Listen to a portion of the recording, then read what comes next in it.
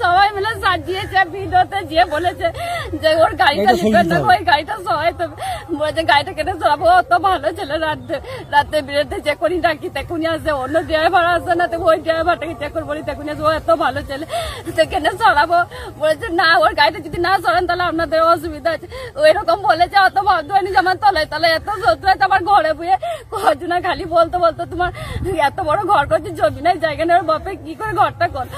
আমার কত আমার মায়ের মা ওইখানে আমার নানি হয়, আমার ঠাকুমা মরে গেছে, তো সেইখানে জমি বেঁচে আমার মা এনে আমাকে দিছে না। আমার বেটি জামাই যাতে সুখে থাকে, আমার ছেলেরা বড় হয়েছে, ঘর দর করতে পারছি না, তা সবারই হিংসামের ঘর করে জল ঘর আমার কালা হয়ে গেল। আমি জানি না যে আমার এত বড় শত্রু আছে, আমার গাড়িটা এখানে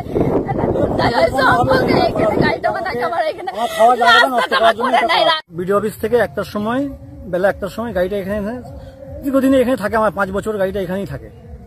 খাটিয়ে আসি বিডিও অফিসে, খাটিয়ে আসি এখানে করে আসি দিয়ে আমাকে রামনগরের এক গাড়িওয়ালা ওই 12টা 40 থেকে 1টা পর্যন্ত আমাকে ফোন করে যে আলিম ভাই তোমার ওখানে আগুন লেগেছে। এক গাড়ির ড্রাইভার, ও বর্ধমান ভাড়া নিয়ে গেছিল এসে। তারপর পাশের বাড়ি আমাদের এই কিবু ভাইয়ের ছেলে, ওর মামার ছেলে, ও এসে আমাদের সব চিল্লাই করে তারপর আমাকে খবর, আমি এসে দেখছি ধুধু করে জ্বলছে, একদম পুরো গাড়ির ওপরটা জ্বলছে, ভেতরটা তখন কিছু হয় না, ওপরটা জ্বলছে। পেট্রোল ঢেলে এটা পুরো একদম পরিকল্পনা ভাবে হিংসা করে এটা করা হয়েছিল।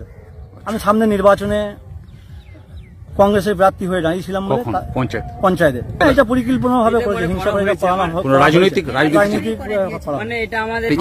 আমি গাড়ি চালিয়ে খাই, এটাই আমার রুজি রোজগার, এটাই আমার এটাই আমার হয়েছিল। আমার স্ত্রী দাঁড়িয়েছিল পঞ্চায়েত ভোটে, তার জন্য এটা পরিকল্পনা।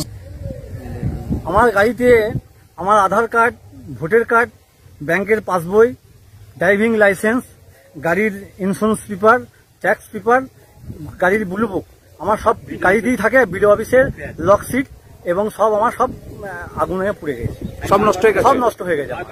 বাড়ি পরে আমার সময় পাই না, এসে দেখছি পুরোটাই ওপরে আমার হাওয়া জ্বলছে। পুলিশ এসেছিল, পুলিশ বেরিয়ে গেছে, বললো আপনি অভিযোগ জানান, আমরা তো এই করবো। আমার নাম আব্দুল আলিম শেখ।